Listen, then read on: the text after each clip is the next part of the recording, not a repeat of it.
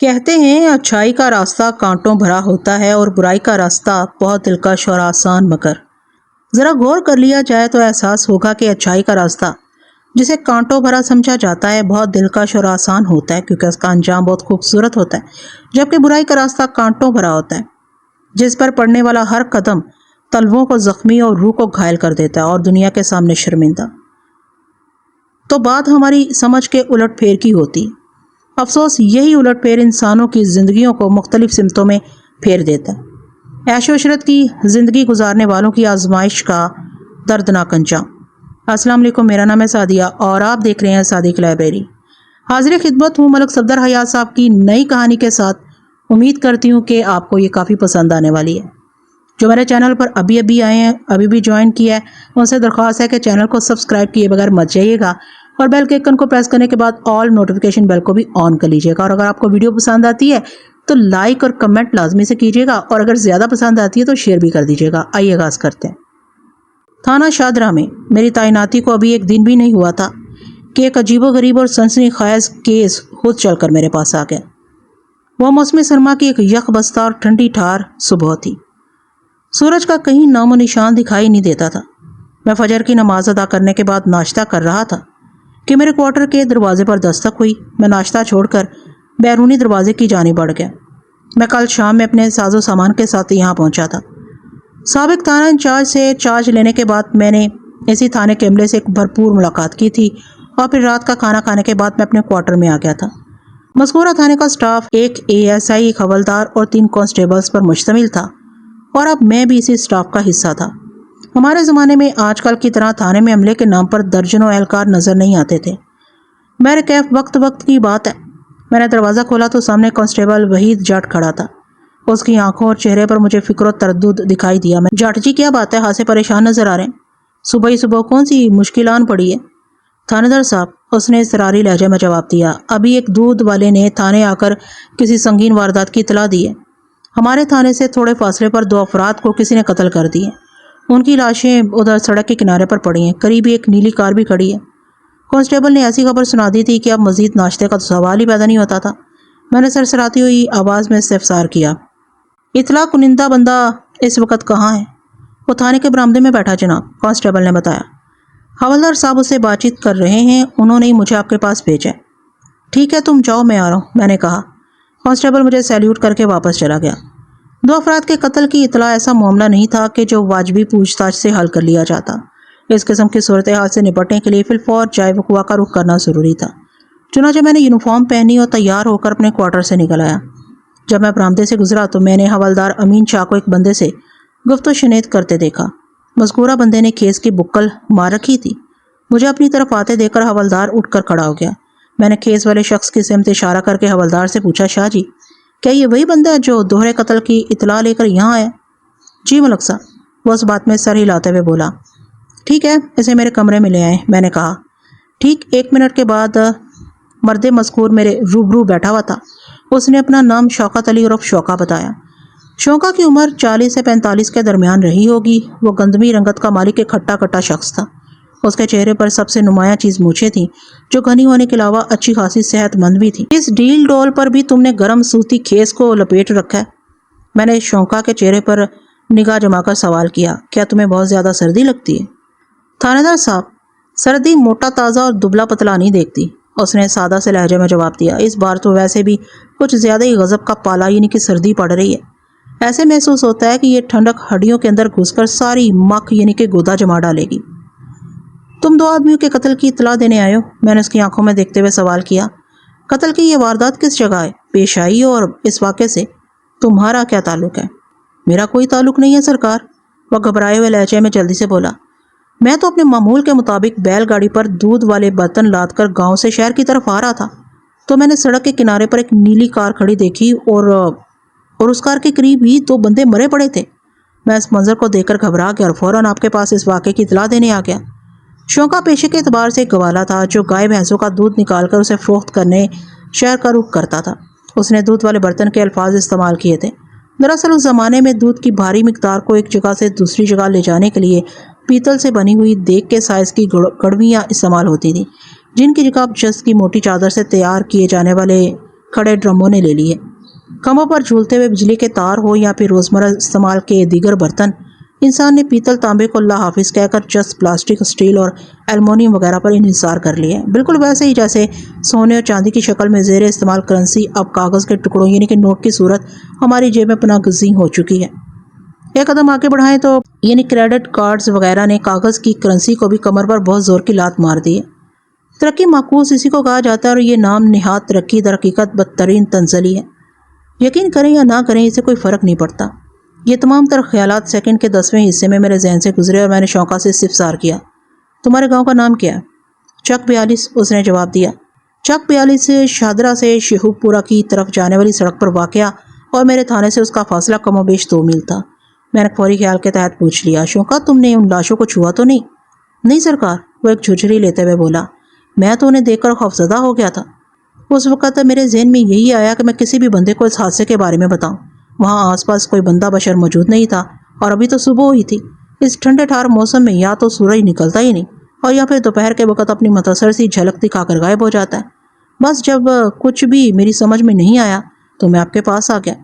شوکت علی عرف شوقہ اچھا خاصا باتونی تھا۔ وہ سانس ہموار کرنے کی غرض سے متوقف ہوا، پھر ان الفاظ میں اضافہ کر دیا، وہ دونوں لاشیں اور نیلی کار یہاں سے آدھا پونا میل پیچھے سڑک کے کنارے پر ہیں جی۔ میرے خیال میں آپ کو فوراً وہاں پہنچنا چاہیے۔ تمہارا خیال بالکل درست ہے شوقہ، میں نے معتدل انداز میں کہا۔ میں جائے وقوع کی طرف جا رہا ہوں، کیا تم نے ان دونوں مقتولین کے چہرے دیکھے تھے؟ میں نے گہری سنجیدگی سے پوچھا۔ اس نے اس بات میں جواب دیا، جی تھانے دار صاحب، کیا تم انہیں یا ان دونوں میں سے کسی ایک کو پہچانتے ہو؟ نہیں تھانے دار صاحب، میں نے انہیں پہلے کبھی نہیں دیکھا، وہ بڑے اعتماد سے بولا، اور وہ میرے گاؤں چک 42 کے وسنیک بھی نہیں ہیں۔ ٹھیک ہو گیا شوقہ، میں تمہاری سنائی ہوئی کہانی کو سچ مان کر تمہیں جانے کی اجازت دے رہا ہوں تاکہ تم جس مقصد سے شہر کی طرف جا رہے ہو وہ کھوٹا نہ ہو۔ اگر بعد میں کسی مرحلے پر مجھے پتا چلا کہ تم نے مجھ سے کسی قسم کی غلط بیانی کی ہے تو میں تمہیں پاتال سے بھی کھینچ کر باہر نکال لاؤں گا۔ اس کے بعد تمہارا جو حشر نشر کروں گا اس کا تم تصور بھی نہیں کر سکتے۔ جی جی تھانے دار صاحب، وہ تھوک نکلتے ہوئے سراسیمہ لہجے میں بولا، پھر اپنے دونوں کانوں کو پکڑنے کے بعد گہری سنجیدگی سے بولا، اللہ کی قسم کھا کر کہتا ہوں سرکار، میں نے آپ سے ایک ذرا سا بھی جھوٹ نہیں بولا۔ اگر میں نے آپ کو کچھ غلط بتایا ہو تو پھر میری وہی سزا جو کالے چور کی۔ شوقہ کی یقین دہانی کے بعد اسے جانے کی اجازت دے دی، تاہم اس بات کا پابند بھی کر دیا کہ شہر سے واپسی پر وہ مجھ سے ضرور ملے۔ اگر میں تھانے میں موجود نہ ہوں تو وہ سیدھا جائے واردات پر چلائے۔ اس نے میری ہدایات پر عمل کرنے کا وعدہ کر لیا۔ جائے وقوع میرے تھانے سے ٹھیک 1.25 میل کی دوری پر تھا۔ میں نے کانسٹیبل قادر علی کو اپنے ساتھ لیا اور فی الفور موقع واردات پر پہنچ گیا۔ اس وقت تک ملجگہ اجالا پھیل چکا تھا، تاہم سورج درشن کے موڈ میں نظر نہیں آتا تھا۔ شوقہ کے مطابق جب وہ یہاں پہنچا تو گرد و نواح میں اسے کوئی انسان دکھائی نہیں دیا تھا، لیکن اب نصف درجن کے قریب لوگ وہاں موجود تھے۔ میں نے اپنا تانگا ایک طرف رکوایا اور نیچے اترایا۔ سب سے پہلے میں نے تماشائیوں کو جائے وقوع سے دور ہٹنے کا حکم دیا۔ انہوں نے فوراً سے بیشتر میرے حکم کی تعمیل کر دی۔ میں آگے بڑھ کر اپنے کام میں مصروف ہو گیا۔ اس کار سرکار میں کانسٹیبل قادر علی پوری طرح مجھ سے تعاون کر رہا تھا۔ نیلی کار ٹویوٹا کرونا تھی، اسے آپ کووڈ-19 والا کورونا وائرس نہیں سمجھ لیجیے گا۔ آپ اسے کووڈ-19 والا کورونا وائرس نہیں سمجھ لیجیے گا۔ کورونا ٹویوٹا کمپنی ہی کا ایک برانڈ ہوا کرتا تھا جو اب کہیں دیکھنے کو نہیں ملتا۔ کار کا رخ شاہدرہ سے شیخو پورہ کی سمت تھا، جس سے یہ تو ظاہر ہو گیا کہ وہ دونوں بدقسمت افراد شاہدرہ یا پھر لاہور سے شیخو پورہ جا رہے تھے کہ کسی شکیل قلب شخص یا اشخاص نے بڑی بے دردی سے انہیں موت کی نیند سلا دیا تھا۔ میں کار کے معائنے کو مؤخر کر کے سڑک کے کنارے پڑے ان 2 افراد کی جانب الفاظ دیگر ان لاشوں کی طرف بڑھ گیا۔ ان میں سے ایک بندے کی عمر 60 کے آس پاس نظر آتی تھی۔ اپنی صحت اور چہرے سے جھلکتی آسودگی کے باعث وہ دولت مند ہونے کے علاوہ ساٹا پاٹھا بھی نظر آتا تھا۔ اس نے لباس بھی صاحب ثروت لوگوں جیسا قیمتی پہن رکھا تھا۔ اس کی کلائی پر مجھے ایک بیش قیمت گھڑی بھی دکھائی دی۔ اس بدنصیب کی گردن نرخرے کے مقام سے کٹی ہوئی تھی۔ اس کام کے لیے کسی تیز دھار خنجر یا چھری کا استعمال کیا گیا تھا۔ وہ 100% اپنی سانسیں پوری کر چکا تھا۔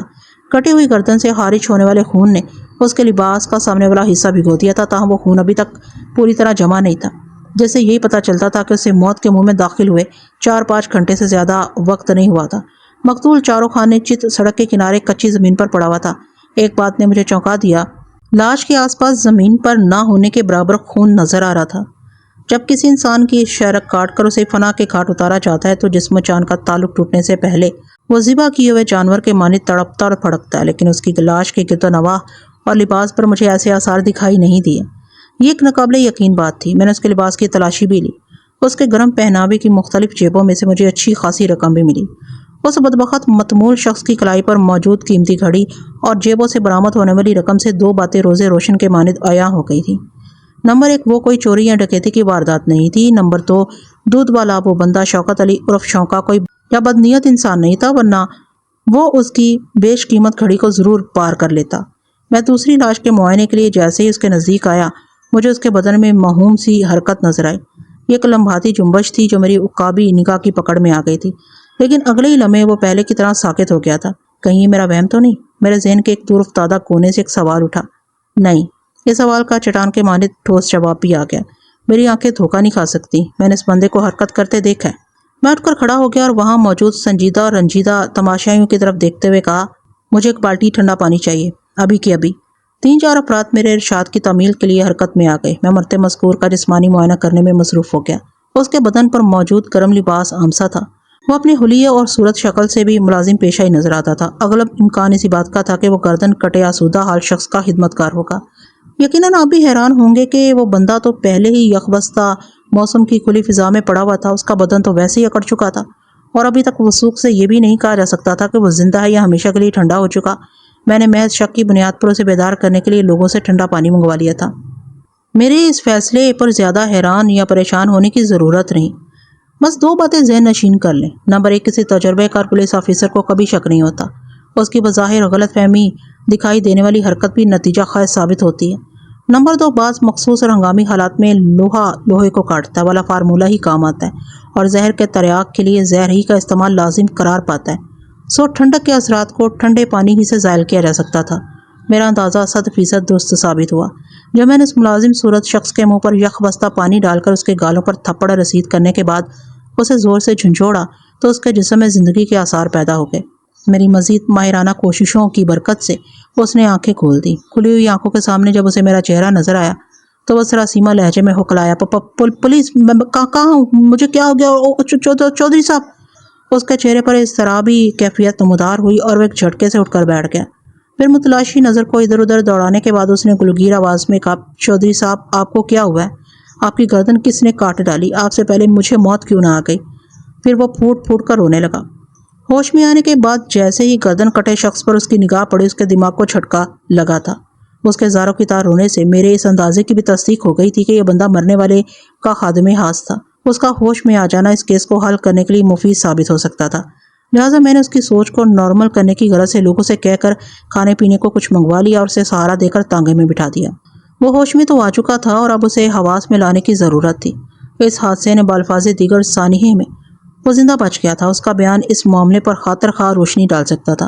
مذکورہ شخص کو تانگے میں پہنچانے کے بعد میں نے نیلی کار کا تفصیلی معائنہ کیا۔ گاڑی میں کوئی ٹیکنیکل خرابی نہیں تھی، اسے سٹارٹ کر کے بآسانی تھانے پہنچایا جا سکتا تھا۔ میں نے وہاں موجود لوگوں سے بھی پوچھ تاچھ کی مگر ان میں کوئی بھی اس افسوسناک واقعے کے بارے میں کچھ نہیں جانتا تھا۔ میں نے جائے وقوع کا نقشہ تیار کیا اور کانسٹیبل قادر علی کے تعاون سے آلۂ قتل کی تلاش میں آس پاس کا سارا علاقہ چھان مارا، مگر اس کوشش میں مجھے کامیابی حاصل نہیں ہوئی۔ میں نے وہاں موجود لوگوں کو سختی سے ہدایت کر دی کہ کوئی بھی جائے واردات کی طرف نہ آئے، تاکہ بعدازاں اگر مجھے قرآن نکلوانے کی ضرورت پیش آئے تو کھوجی کو کسی دقت یا دشواری کا سامنا نہ ہو۔ اگرچہ حادثے سے متاثر ہونے والے ایک شخص کو ہوش آ گیا تھا، مگر پھر بھی بہت کچھ ابھی باقی تھا۔ میں لگ بھگ 1 گھنٹے سے جائے وقوع پر موجود تھا، لیکن ابھی تک ادھر سے کسی موٹر کار، ویگن، بس، ٹرک یا پھر کسی اور گاڑی کا گزر نہیں ہوا تھا۔ آج سے 60-65 سال پہلے لاہور سے شیخو پورہ کی طرف جانے والی وہ سڑک ایسی ہی ویران اور سنسان ہوا کرتی تھی۔ اس سڑک پر ٹریفک حال ہی دیکھنے کو ملتا تھا، مگر اب صورتحال پہلے جیسی ہرگز نہیں ہے۔ موٹر وے بن جانے کے بعد اس علاقے کی قسمت چمک اٹھی ہے، اور مزے کی بات یہ ہے کہ موٹر وے کا آغاز ہی یہاں سے ہوتا ہے، لہٰذا وہاں کی صفائی ستھرائی اور رونق قابل دید ہے۔ میں نے موقع کی کارروائی مکمل کرنے کے بعد مقتول چودھری کی گردن کٹی لاش کو تانگے پر لدوا کر کانسٹیبل قادر علی کی نگرانی میں ضلعی اسپتال روانہ کر دیا اور خود دوسرے بندے کو لے کر تھانے آ گیا۔ اس شخص کا نام غلام حسین عرف گامی تھا۔ گامی کی عمر 40 کے قریب تھی۔ وہ درمیانے قد کا مالک ایک صحت مند انسان تھا۔ اس کی زبانی مجھے پتا چلا کہ ہلاک ہونے والے آسودہ حال بندے کا نام چودھری وارث علی تھا۔ گامی چودھری کے لیے ڈرائیور کی خدمات انجام دیا کرتا تھا۔ ان دونوں کا تعلق ضلع قلعہ شیخو پورہ سے تھا۔ گامی، تمہاری طبیعت اب کیسی؟ میں نے اسے پوچھا، کیا تم اس حالت میں کار چلا لو گے یا میں ڈرائیو کروں؟ اس زمانے میں گاڑی رکھنے کا رواج عام نہیں ہوا تھا۔ موٹر کار جس کسی کے پاس بھی ہوتی تھی اسے رئیس سمجھا جاتا تھا۔ ان دنوں زیادہ تر فورڈ، فیاٹ، مزدا اور ٹیوٹا کاریں ہی نظر آتی تھیں، اور وہ بھی اکا دکا افراد کے پاس جو ثروت اور عمارت کی نشانی تصور کی جاتی تھی۔ تھانے دار صاحب، میری طبیعت پوری طرح بحال نہیں ہوئی، گامی نے نحیف سی آواز میں جواب دیا۔ میرا سر چکرا اور دماغ پر نیند کا غلبہ ہے، زیادہ بہتر یہی ہوگا کہ گاڑی آپ چلائیں۔ ٹھیک ہے، یہ کہتے ہوئے میں نے ڈرائیونگ سیٹ سنبھال لی۔ آ جاؤ گاڑی کے اندر۔ گامی میرے پہلو میں پیسنجر سیٹ پر آ بیٹھا اور پوچھا، تھانے دار صاحب ہم کہاں جا رہے ہیں؟ تم نے سنا ہوگا، ملا کی دوڑ مسجد تک، میں نے نیلی کرونا کو سٹارٹ کرنے کے بعد معتدل انداز میں کہا۔ ویسے ہی تھانے دار کی دوڑ تھانے تک، ہم تھانے جا رہے ہیں گامی، جو یہاں سے صرف 5 میل کے فاصلے پر واقع ہے۔ آپ تھانے دار ہیں؟ وہ عجیب سے لہجے میں بولا۔ تھانے آنا جانا آپ کی ڈیوٹی کا حصہ ہے، مگر آپ مجھے اپنے ساتھ تھانے کیوں لے کر جا رہے ہیں؟ یہ بھی میری ڈیوٹی کا حصہ ہے گامی، میں نے اپنا فرض نبھاتے ہوئے تمہارے مقتول چودھری وارث کی لاش کو پوسٹ مارٹم کی غرض سے سرکاری اسپتال بھجوا دیا ہے، اور تمہیں تھانے لے کر جا رہا ہوں کیونکہ اس سانحے میں صرف تم ہی زندہ بچے ہو۔ تمہارا بیان اس پراسرار معاملے کو حل کرنے میں خاصا معاون ثابت ہوگا۔ ڈرنے یا پریشان ہونے کی بالکل ضرورت نہیں، میں یہ سب تمہاری بھلائی کے لیے کر رہا ہوں۔ اس کے بعد گامی نے مجھ سے مزید کوئی سوال نہیں کیا۔ اس نے سیٹ کی پشتگاہ سے ٹیک لگا کر آنکھیں بند کر لیں۔ میں نے گاڑی کو آگے بڑھا دیا۔ تھانے پہنچنے کے لگ بھگ 1 گھنٹے بعد غلام حسین عرف گامی بیان دینے کے قابل ہوا۔ اس نے مجھے جو کہانی سنائی اس کا خلاصہ کچھ اس طرح ہے۔ واضح رہے کہ میں نے گامی کے بیان میں موجود بعض غیر ضروری اور غیر متعلق باتوں کو دانستہ حذف کر دیا۔ چودھری وارث علی کا تعلق قلعہ شیخو پورہ سے تھا۔ وہ ایک بڑا زمیندار تھا، اس کے پاس روپے پیسے کی کوئی کمی نہیں تھی، مگر شومی وقت کے وہ اولاد ایسی نعمت سے محروم تھا۔ اس کی جوان مردی میں کسی قسم کی کوئی کمی نہیں تھی۔ 60 کا ہنسا عبور کرنے کے بعد بھی اس کے قوا جوان، حوصلہ بلند اور صحت قابل رشک تھی، مگر قدرت کی عطا کے اپنے اصول ہیں۔ وہ جب کسی بندے کو نوازنے پر آتی ہے تو اس کی عقل شکل کو دیکھتی ہے، نہ ہی اس کے حسن، جوانی اور قابلیت کو کسی خاطر میں لاتی ہے۔ بڑے بڑے حساب داں اور جوتشی یہ بتانے سے قاصر ہیں کہ قدرت کب کس شخص پر مہربان ہوگی اور کیوں، آخر اس بندے میں ایسے کون سے گن ہیں۔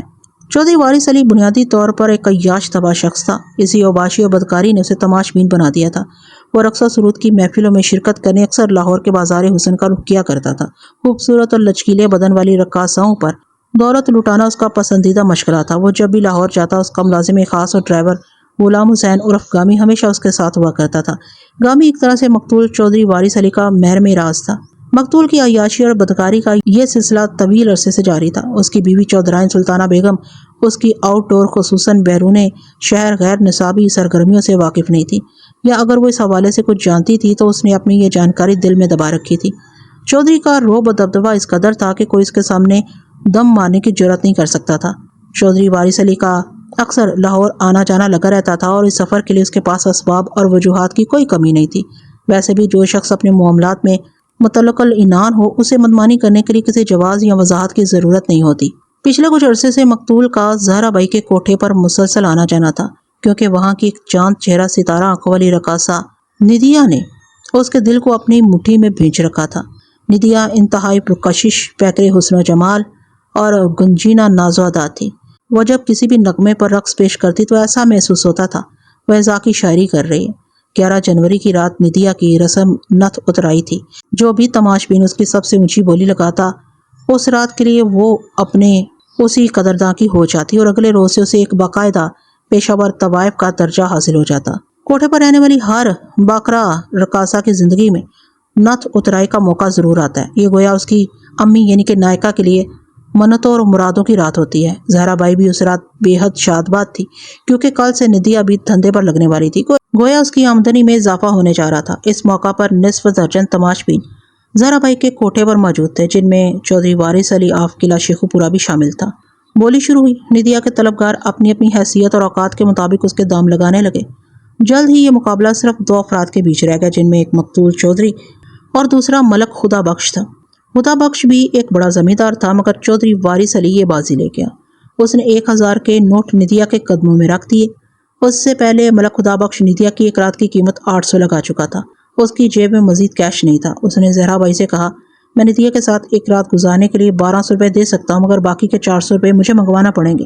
ملک صاحب، یہ کسی طوائف کے ساتھ رات گزارنے والا معاملہ نہیں ہے۔ آج ندیا کی نتھ اترائی کی رسم ہے۔ اس کی تنہائی میں پہلی بار کوئی مرد قدم رکھنے والا ہے۔ آپ سیانے بیانے اور تجربے کار تماش بین ہیں۔ آپ کو اچھی طرح معلوم ہے کہ اس موقع پر ادھار نہیں چلتا، اور نہ ہی ہیرے جواہرات کسی کام آتے ہیں۔ یہ تو نقد ہوتا ہے جناب، زہرا بائی نے نہایت ہی شائستگی سے کہا۔ زہرا بائی کی اس وضاحت کے بعد ہدا بخش کے پاس وہاں رکنے کا مزید کوئی جواز باقی نہیں رہا تھا۔ اس نے زہرا بائی اور ونر چودھری وارث علی کو کھری کھری سنائی اور وہاں سے چلا گیا۔ 11 جنوری کی رات کے لیے ناقد خدا ندیا کو چودھری وارث علی کے سپرد کر دیا گیا تاکہ وہ 1000 روپے کی عوض اس ماہ جبی کو کلی سے پھول بنا سکے۔ یہ غلط تھا یا درست، مگر ہر کوٹھے کا یہی دستور تھا اور یہ معاملات قانون کی نظر سے پوشیدہ بھی نہیں تھے۔ آپ 1000 روپے کو کوئی معمولی رقم نہ جانیں۔ اس زمانے میں اتنے پیسوں سے 12 سے 15 تولے سونا خریدا جا سکتا تھا۔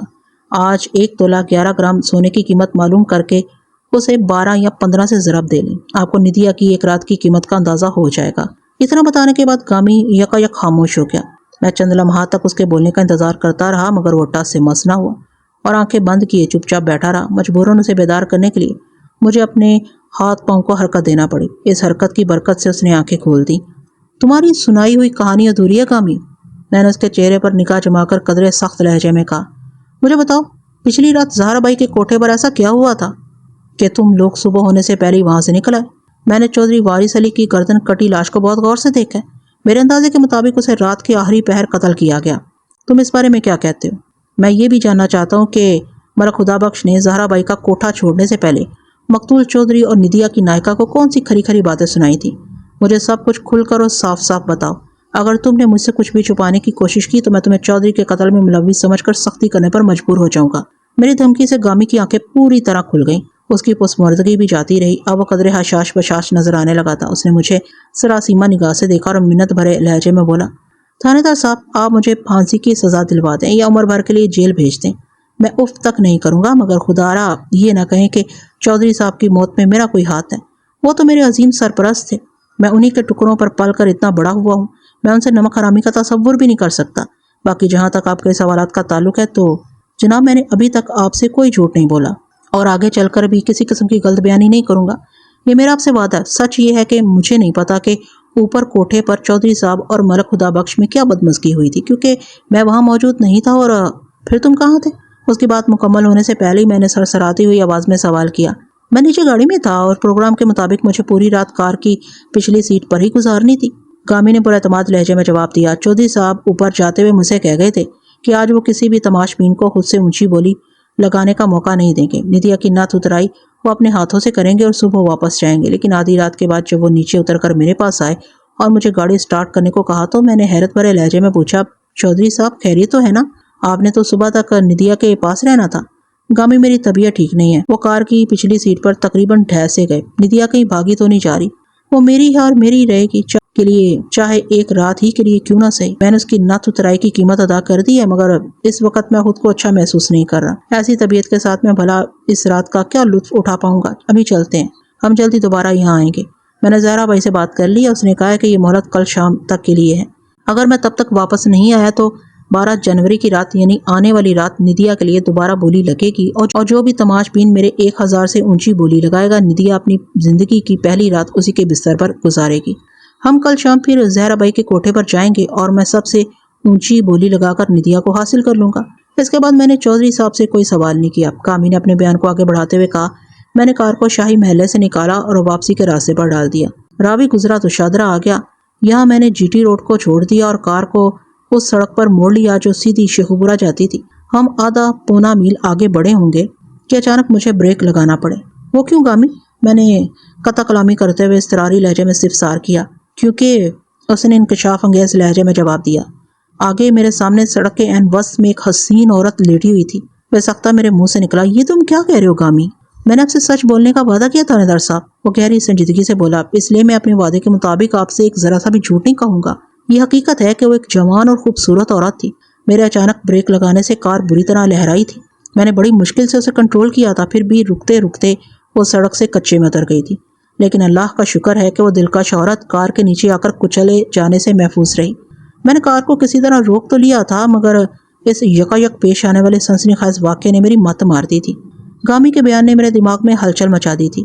وہ خاموش ہوا تو میں نے سرسراتی ہوئی آواز میں استفسار کیا، وہ عورت کون تھی اور رات کے آخری حصے میں وہ اس سڑک پر کیوں لیٹی ہوئی تھی؟ اس عورت کو دراصل چارے کے طور پر استعمال کیا گیا تھا، اس نے عجیب سے لہجے میں جواب دیا۔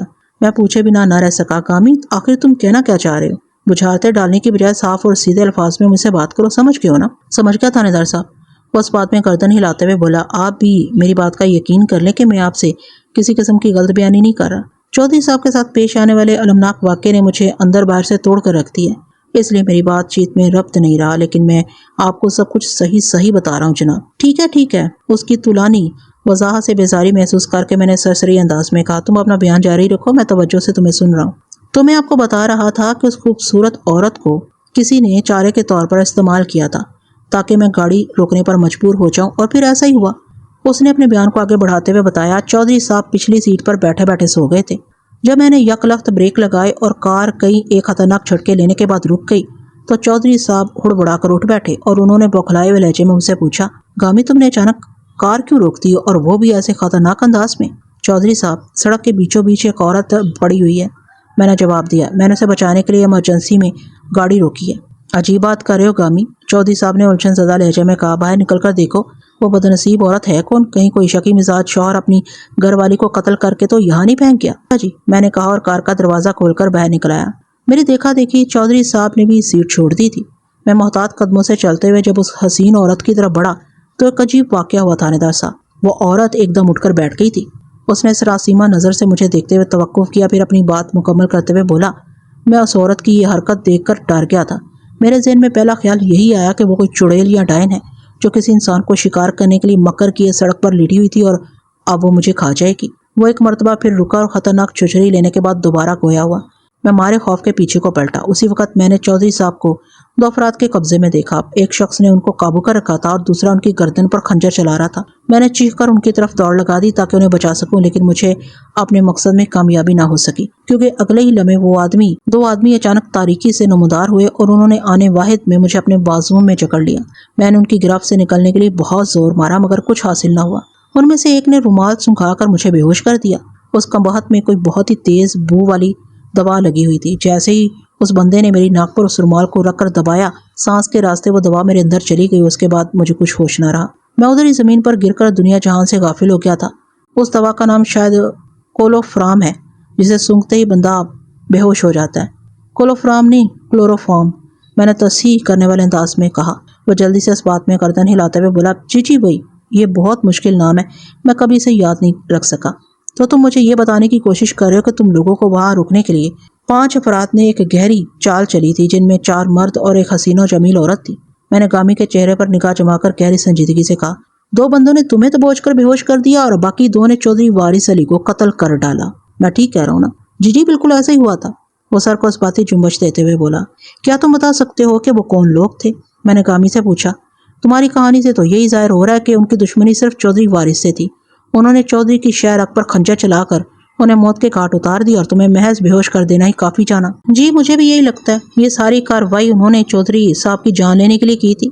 وہ میری بات کی تائید کرتے ہوئے بولا، آپ نے مجھ سے پوچھا وہ کون لوگ تھے، تو میں اس بارے میں آپ کو کچھ بھی نہیں بتا سکتا جناب۔ وہ چاروں اچانک ہی اندھیرے سے نکلے تھے اور انہوں نے اپنے چہروں پر ڈھانٹے باندھ رکھے تھے۔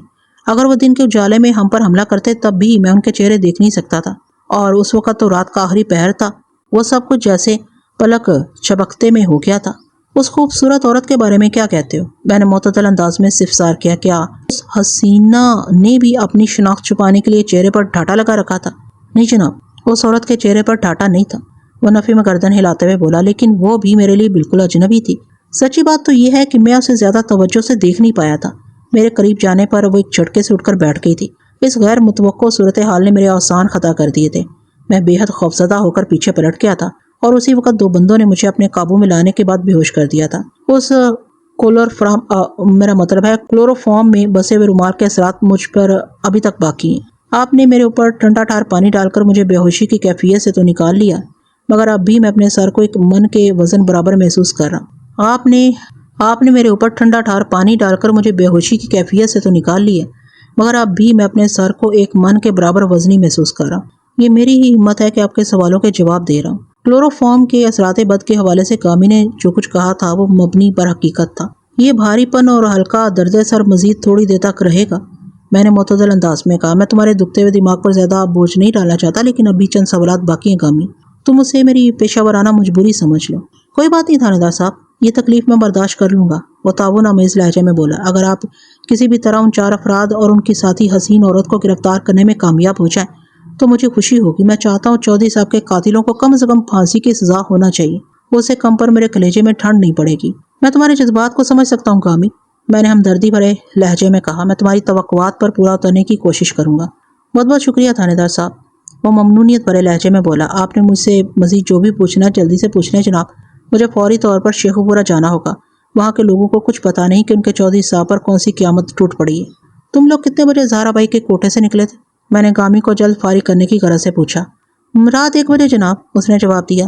بازار حسن سے جائے وقوع تک کسی نے تمہاری کار کا تعاقب تو نہیں کیا تھا؟ میں نے سوالیہ نظر سے اس کی طرف دیکھا اور کہا، یہ بات میں اس لیے پوچھ رہا ہوں کہ چودھری وارث کو پیش آنے والا واقعہ کوئی ڈکیتی یا رہزنی کی واردات نہیں۔ تم لوگوں کو باقاعدہ کھات لگا کر شکار کیا گیا، اور وہ بھی صرف چودھری وارث کو موت کی نیند سلانے کے لیے۔ قاتل جو کوئی بھی ہیں، انہیں یہ بات اچھی طرح معلوم تھی کہ مقتول چودھری کہاں اور کس مقصد سے گیا ہوا، اور یہ بھی جانتے تھے کہ اس کی واپسی کس راستے سے ہوگی۔ آپ بالکل ٹھیک کہہ رہے ہیں تھانے دار صاحب۔ جب ہم شاہی محلے سے نکلے تو سڑکیں سنسان ویران پڑی تھیں۔ سردی کے موسم میں آدھی رات کو بھلا کون باہر نکلتا ہے؟ میں نے کسی بھی قسم کی گاڑی کو تعاقب کرتے نہیں دیکھا۔ آخری سوال، میں نے گامی کی آنکھوں میں جھانکتے ہوئے کہا، جب ان لوگوں نے تمہیں کلوروفارم والا رومال سنگھایا تو تم کار سے دور سڑک پر پڑے تھے، اور چودھری وارث علی کار کے انتہائی نزدیک سڑک کے کنارے کچے میں۔ لیکن جب میں جائے وقوع پر پہنچا تو میں نے تم دونوں کو پہلو بہ پہلو کچے میں پڑے پایا۔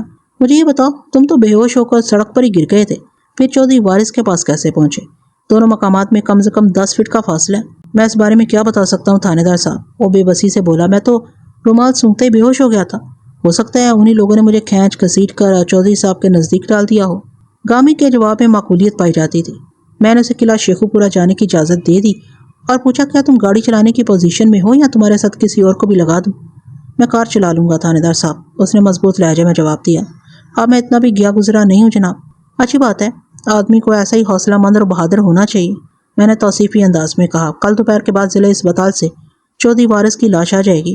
مقتول چودھری کے ورثاء کو یہاں لا کر لاش لینا ہوگی۔ میں ضروری کاغذی کارروائی کے بعد لاش ان کے سپرد کر دوں گا۔ جی تھانے دار صاحب، میں چھوٹے چودھری صاحب کو اپنے ساتھ لے کر آؤں گا۔ کون چھوٹے چودھری صاحب؟ میں پوچھے بنا نہ رہ سکا۔ چودھری وارث علی کا بیٹا، اس نے جواب دیا۔ ان کا نام چودھری بلال احمد ہے جناب۔ میں نے گامی کو تیز نظر سے گھورا، پھر ٹٹولنے والے انداز میں کہا، تم نے تو مجھے بتایا تھا کہ مقتول چودھری وارث بے اولاد تھا، پھر تم نے ان کا یہ بیٹا کہاں سے نکال لیا؟ چودھری بلال احمد دراصل چودھرائن سلطانہ بیگم کا بیٹا ہے، گامی نے بتایا۔ ایک ہی بات ہوئی نا؟ میں نے الجھن زدہ انداز میں کہا، جب چودھری بلال سلطانہ کا بیٹا ہے تو وہ مقتول چودھری وارث کا بھی بیٹا ہی ہوا، کیونکہ سلطانہ بیگم مقتول چودھری کی بیوی ہے۔ تم نے تھوڑی دیر پہلے مجھے یہی تو بتایا ہے۔ بجا فرمایا آپ نے سرکار، مگر یہ ایک ہی بات نہیں ہے، گامی وضاحت کرتے ہوئے بولا۔ بات دراصل یہ ہے کہ بلال احمد چودھرائن کے پہلے شوہر اب چودھری بلال احمد کی اولاد ہے۔ چودھری بلال احمد کے انتقال کے وقت بلال احمد صرف 6 ماہ کا تھا۔ سلطانہ بیگم کی عدت پوری ہونے کے بعد چودھری وارث علی نے اسے شادی کر لی تھی اور بلال احمد کو بیٹی کی حیثیت سے اپنا لیا تھا۔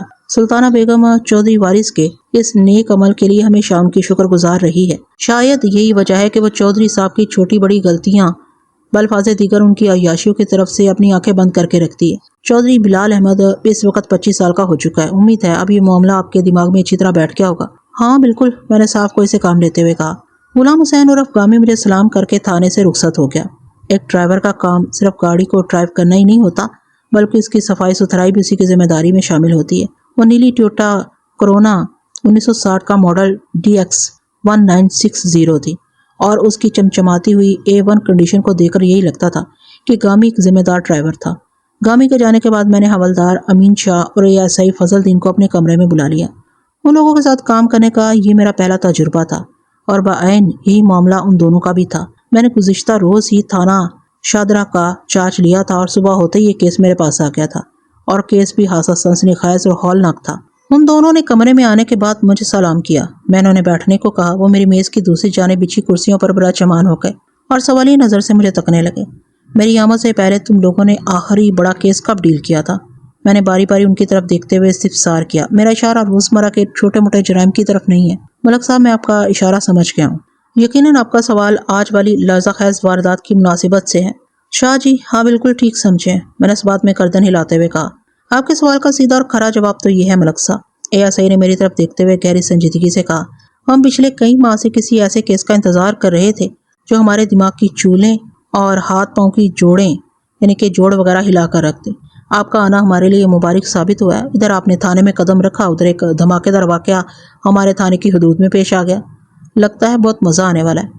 مزہ ضرور آئے گا، لیکن اس کے لیے ہمیں بہت کچھ قربان کرنا پڑے گا۔ جیسا کہ میں نے بات ادھوری چھوڑ کر ان دونوں کی آنکھوں میں جھانکا اور ان الفاظ میں اضافہ کر دیا، بھوک، پیاس، نیند، آرام وغیرہ۔ کیا تم اس کے لیے تیار ہو؟ بالکل تیار ملک صاحب، امین شاہ نے ٹھوس انداز میں کہا۔ فضل الدین پورے عزم سے بولا، آپ حکم کریں ملک صاحب، ہم ہر آزمائش سے گزرنے کے لیے تیار ہیں۔ تو پھر کام سے لگ جاتے ہیں، میں نے پراعتماد لہجے میں کہا اور پوچھا، صبح والے واقعے کے بارے میں تم لوگ کیا جانتے ہو؟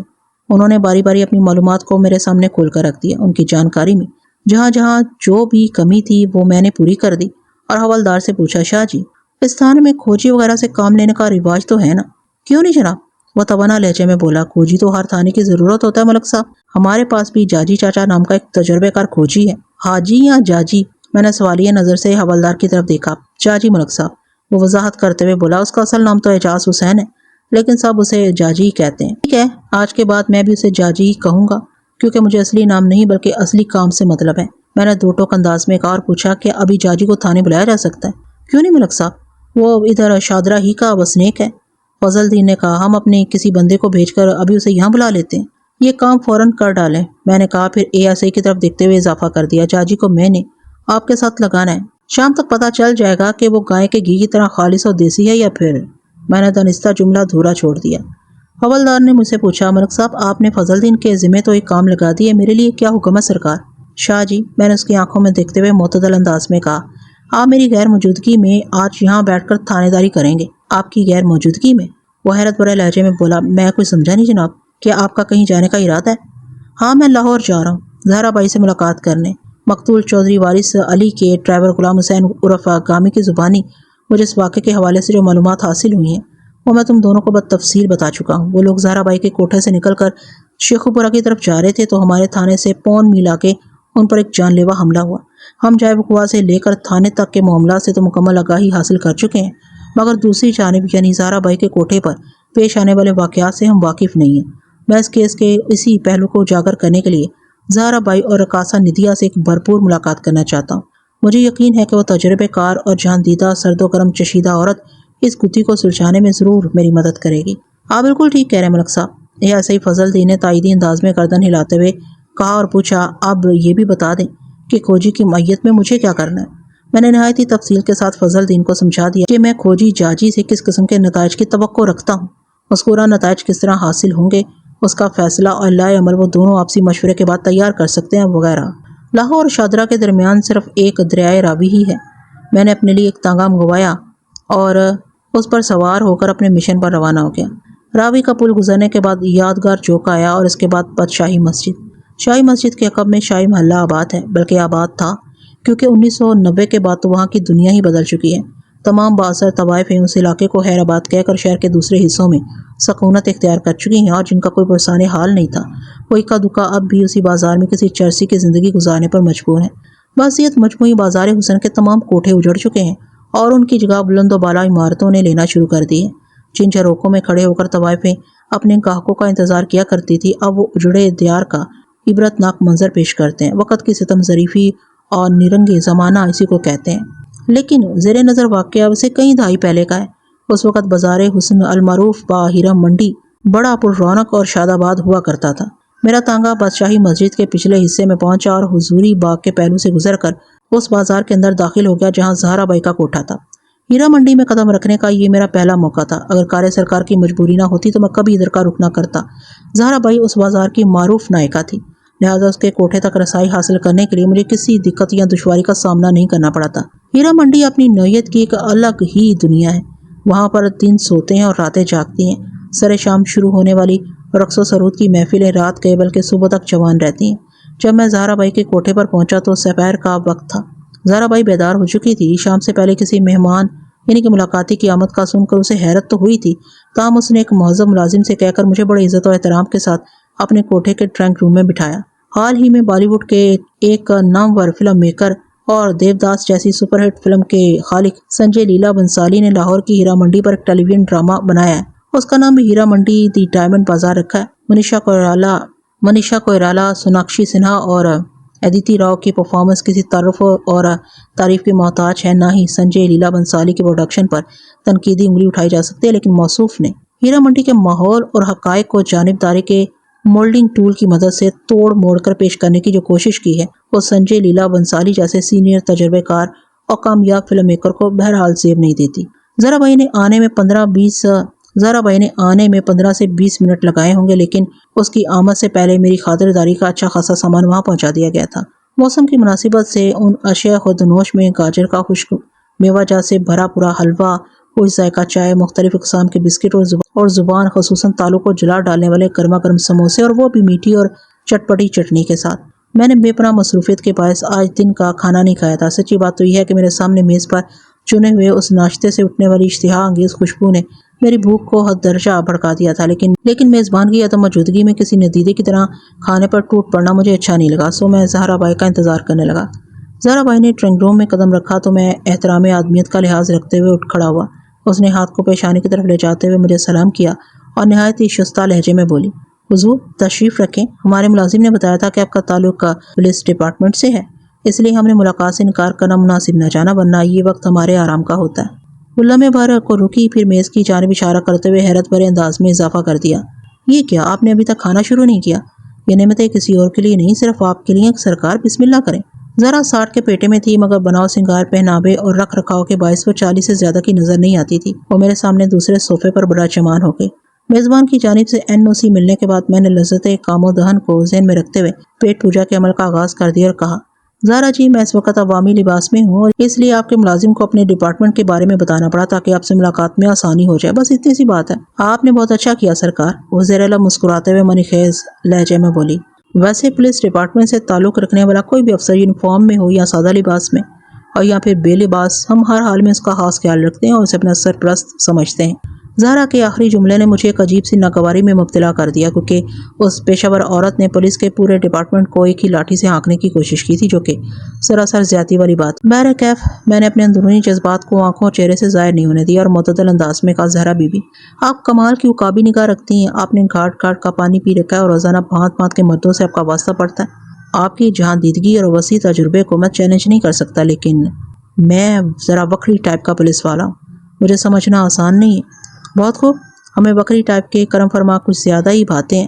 وہ زبانی مسکراہٹ اپنے ہونٹوں پر سجاتے ہوئے ایک ادا سے بولی، ویسے ابھی تک آپ نے اپنا تعارف نہیں کرایا اور نہ ہی اپنی آمد کا کوئی مقصد بتایا ہے، لیکن میں اپنی آمد کی غرض و غایت بتانا ضروری سمجھتا ہوں زہرا جی، میں نے اس کے چہرے پر نگاہ جما کر ٹھہرے ہوئے لہجے میں کہا تاکہ آپ کسی خوش فہمی کا شکار نہ ہو۔ وہ میری چپتی ہوئی بات کا برا منائے بغیر معتدل انداز میں بولی، ارشاد، ہم وطن گوش ہیں، ویسے ہم نے آپ کو پہلے کبھی دیکھا نہیں، لگتا ہے نئی نئی تعیناتی ہے۔ آپ کا اندازہ 100% درست ہے زہرا جی، میں نے صاف کوئی سے کام لیتے ہوئے کہا، میں نے کل رات ہی ایک پولیس اسٹیشن کا چارج لیا اور آج ایک سنگین واردات کے سلسلے میں ادھر ادھر پوچھ تاچھ کرتا پھر رہا ہوں۔ میرا نام ملک صفدر حیات ہے۔ ملک صاحب، آپ کو کون سا تھانہ ملا ہے؟ اس نے گہری سنجیدگی سے استفسار کیا۔ کیا اس سنگین واردات کے ڈانڈے ہمارے کوٹھے سے مل رہے ہیں جو آپ کو یہاں آنے کی زحمت اٹھانا پڑی؟ آپ کا یہ اندازہ بھی ایک دم درست ہے، میں نے ایک لفظ پر دباؤ ڈالتے ہوئے جواب دیا۔ میں نے تھانہ شادرہ کا چارج لیا اور میں جس قتل کی واردات کے حوالے سے تفتیش کر رہا ہوں اس کا تعلق کسی کوٹھے سے جڑا ہوا ہے زہرا جی۔ ملک صاحب، آپ صاف الفاظ میں کھل کر بات کریں۔ وہ ایک دم سیدھی ہو کر بیٹھ گئی اور تابون آمیز لہجے میں بولی، اس کیس کے سلسلے میں ہم آپ کی مدد کرنے کو تیار ہیں۔ گزشتہ رات اس کوٹھے پر ندیا نام کی ایک رقاصہ کی رسم نعت اترائی ہوئی تھی۔ میں نے سوالیہ نظر سے اسے دیکھا۔ جی بالکل ہوئی تھی، اس بات میں گردن ہلاتے ہوئے بولی، ندیا ہمارے کوٹھے کی سب سے زیادہ حسین رقاصہ ہے۔ شیخوپورہ کے ایک زمیندار چودھری وارث علی نے سب سے اونچی بولی لگا کر ندیا کو ایک رات کے لیے حاصل کر لیا تھا۔ چودھری صاحب کی پورے 1000 کی بولی پر یہ معاملہ ٹھہر گیا تھا۔ چودھری صاحب آج رات کو پھر یہاں آنے والے ہیں۔ جب پچھلی رات معاملہ ٹھہر گیا تھا تو پھر آج آمد کا مقصد؟ میں نے قطع کلامی کرتے ہوئے قدر تیز آواز میں پوچھا۔ ذرا جی، آپ کی بات میری سمجھ میں نہیں آئی۔ میں سمجھاتی ہوں سرکار، وہ تھوڑا سا آگے جھکتے ہوئے شائستہ لہجے میں بولی۔ کل رات چودھری صاحب جب ندیا کے کمرے میں گئے تو چند منٹ بعد ان کی طبیعت خراب ہو گئی۔ ندیا نے ان سے کہا کہ میں امی سے کہہ کر کسی ڈاکٹر کو بلا دیتی ہوں، مگر وہ نہیں مانے اور ندیا کو بتایا کہ وہ اعصاب کو طاقت دینے والی ایک دیسی دوا کا استعمال کرتے ہیں جو کہ ایک طرح کی معجون ہے۔ وہ معجون ان کی گاڑی میں رکھی ہے۔ پھر وہ مذکورہ معجون کی خوراک لینے کوٹھے سے نیچے اترے اور واپس آ گئے۔ وہ چند منٹ تک آنکھیں بند کی بستر پر لیٹے رہے مگر ان کی طبیعت سنبھل نہ سکی اور وہ مجھے یہ کہہ کر واپس شیخوپورہ چلے گئے، زہرا میں ٹھیک محسوس نہیں کر رہا، مجھے چکر آ رہے ہیں اور سر میں بھی درد ہو رہا ہے، آج کی رات میں یہاں نہیں گزار پاؤں گا۔ چودھری صاحب، آپ تھوڑا آرام کر لیں تو سب ٹھیک ہو جائے گا۔ میں نے کہا، آپ نے آج رات کے لیے ندیا کو خریدا ہے؟ پھر آپ کی زندگی میں یہ موقع نہیں آئے گا۔ میں کل رات دوبارہ یہاں آؤں گا۔ انہوں نے کہا، میں آج رات کے لیے ندیا کی قیمت ادا کر دی ہے، یہ رات میں کل منا لوں گا۔ چودھری صاحب، رات گئی بات گئی۔ میں نے ان پر واضح کرنے کی کوشش کی، اگر آپ نے آج کی رات ضائع کر دی تو اگلی رات دوبارہ ندیا کی بولی لگے گی، مطلب یہ کہ آپ کو ایک بار پھر سب سے اونچی بولی لگا کر ندیا کو جیتنا ہوگا۔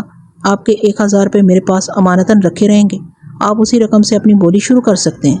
ایک دوسرا راستہ بھی ہے، آپ چاہیں تو اپنے 1000 روپے واپس لے لیں اور اس مقابلے سے دستبردار ہو جائیں، لیکن ایک بات ذہن میں رکھیں کہ جب ملک خدا بخش کو یہ پتہ چلے گا کہ ندیا کی نت اترائی کے لیے دوبارہ بولی لگنے والی ہے تو وہ نوٹوں سے لدا پھدا یہاں آئے گا۔ آپ کے لیے کوئی بھی مشکل کھڑی ہو سکتی ہے۔ چودھری وارث علی مشکلات سے ڈرنے والا بندہ نہیں ہے۔ چودھری وارث علی مشکلات سے ڈرنے والا بندہ نہیں ہے زہرا، وہ اپنا سینہ ٹھوک کر بڑے غرور سے بولے۔ میرے پاس روپے پیسے کی کوئی کمی نہیں ہے، میں ملک خدا بخش کو کسی بھی حال میں جیتنے نہیں دوں گا۔ کل بولی کا آغاز 1000 روپے ہی سے ہوگا، بولی چاہے کتنی بھی بلندی تک جا پہنچے، جیت میری ہوگی، ندیا اور کسی کے حصے میں آ نہیں سکتی، اور اسی بہانے تمہاری اور تمہارے کوٹھے کی قسمت بھی چمک اٹھے گی۔ نوٹ کر لو، کل تم بہت زیادہ امیر ہونے والی ہو۔ ہم غریب تو کبھی بھی نہیں تھے چودھری صاحب، میں نے ان سے کہا، بہرحال آپ کل شام دوبارہ یہاں تشریف لائیں، دیکھتے ہیں ندیا کے نصیب میں سونے رب نے کیا لکھ رکھا ہے۔ ویسے اس نوعیت کا انوکھا واقعہ ہمارے کوٹھے پر پہلی بار رونما ہونے جا رہا ہے۔ وہ سانس ہموار کرنے کی غرض سے تھمی، پھر صوفے کی پشت سے ٹیک لگا کر ان الفاظ میں اضافہ کر دیا، ملک صاحب یہ ہے کل رات کی کہانی۔ آج چودھری صاحب دوبارہ ہمارے کوٹھے کو رونق بخشنے والے ہیں، دیکھتے ہیں اس رات کیا نکل کر سامنے آتا ہے۔ ویسے ہم نے ملک خدا بخش کو بھی پیغام بھجوا دیا ہے، ایک بات تو طے ہے کہ مقابلہ کانٹے کا ہوگا۔ زہرا بھائی نے کسی معجون کا ذکر کیا تھا، میں نے آج صبح مقتول چودھری کی جامع تلاشی کے علاوہ اس کی گاڑی کے ایک ایک کونے کو بھی اچھی طرح دیکھا تھا، لیکن مجھے کہیں سے بھی ایسی کوئی شیشی نہیں ملی تھی، حتیٰ کہ اس کے ڈرائیور گامی نے بھی معجون کا تذکرہ نہیں کیا تھا۔ ممکن ہے کہ یہ ذکر اس کے ذہن سے محو ہو گیا ہو، کلوروفارم کے اثرات بد نے اس کی ذہنی کیفیت کو خاصا گڑبڑا دیا تھا۔ یہ تمام تر خیالات سیکنڈ کے 10ویں حصے میں میری سوچ سے گزرے اور میں نے زہرا بھائی سے کہا، اب یہاں کوئی نہیں آئے گا۔ یہ اب کیا کہہ رہے ہیں ملک صاحب؟ وہ تیزی سے پلکیں چھپکاتے ہوئے بولی، خدارا بری فالیں تو نہ نکالیں مجھ سے، آپ تو ہمارا دھندا ٹھپ کرنے کی بات کر رہے ہیں۔ زہرا جی، میں آپ کو اور آپ کے کاروبار کو کسی قسم کی بددعا نہیں دے رہا، بلکہ میں نے چودھری وارث علی کے حوالے سے ایک شفاف اور اٹل حقیقت بیان کی ہے۔ میں نے 2 ٹوک الفاظ میں گہری سنجیدگی سے کہا، قلعہ شیخو پورہ کا چودھری اب کبھی بھی آپ کے کوٹھے کی سیڑھیاں نہیں چڑھ سکے گا۔ آپ ایسا کیوں کہہ رہے ہیں ملک صاحب؟ میرے باشگاف الفاظ نے زہرا بھائی کا چہرہ متغیر کر دیا تھا۔ سب خیریت تو ہے نا؟ اگر خیریت ہوتی تو مجھے آپ کے کوٹھے پر نہ آنا پڑتا نا زہرا جی، میں نے سپاٹ آواز میں کہا، پھر اسے آج صبح والے واقعے سے تفصیلاً آگاہ کرنے کے بعد ان الفاظ میں اضافہ کر دیا، میں چودھری وارث علی کے بہیمانہ قتل کی انکوائری کے سلسلے میں یہاں آیا ہوں۔ آپ مجھے بتائیں گی کہ پچھلی رات ملک خدا بخش اور چودھری وارث علی کے درمیان کس قسم کی غلط فہمی بلفاظ دیگر کس نوعیت کی بد کلامی ہوئی تھی؟ گامی نے مجھے بتایا کہ اپنی ناکامی پر ملک خدا بخش نے آپ کو اور مقتول چودھری کو کھری کھری سنا ڈالی تھی۔ کچھ خاص نہیں ملک صاحب، وہ عام سے لہجے میں بولی۔ وہ چودھری صاحب کے مقابلے میں اپنی شکست پر ہاتھ سے جھنجھلائے ہوئے تھے۔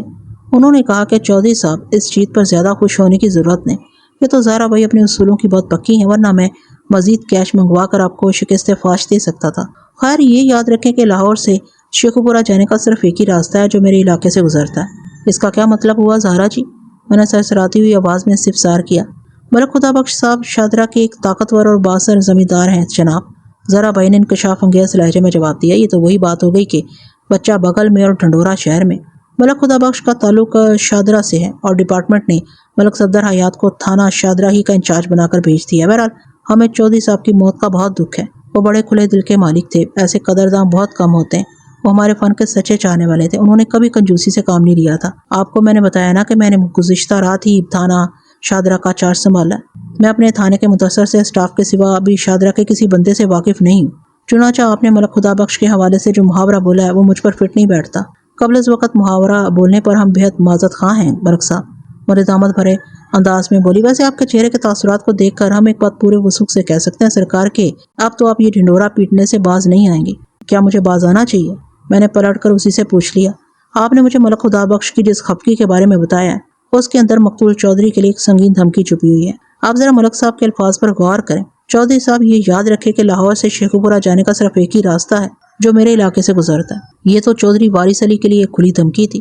ملک خدا بخش مقتول کو یہ باور کرانا چاہتا تھا کہ تم نے ندیا کے معاملے میں تو مجھے نیچا دکھا دیا، لیکن تم میرے علاقے سے زندہ سلامت نہیں گزر سکو گے، اور اس کے بعد میرے تھانے سے محض 5 میل کے فاصلے پر चौधरी वारिस अली को मलक खुदा बख्श के इलाके में बड़ी बेदर्दी से गर्दन काट कर मौत के घाट उतार दिया जाता है। ये सारा वाकया मैं आपको सुना चुका हूँ। इस वक्त जो हालात व वाकयात आपके सामने हैं, एक थानेदार की हैसियत से मलक खुदा बख्श पर आपका शक बिल्कुल जायज़ है।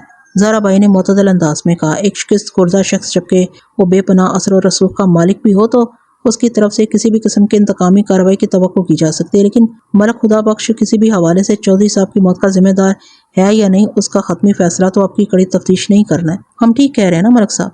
ज़हरा भी आपके कामल तजज़िये ने मुझे मुतासिर किया है। मैंने तौसीफी नज़र से उसकी तरफ देखते हुए कहा, लेकिन एक बात मेरी समझ में नहीं आ रही।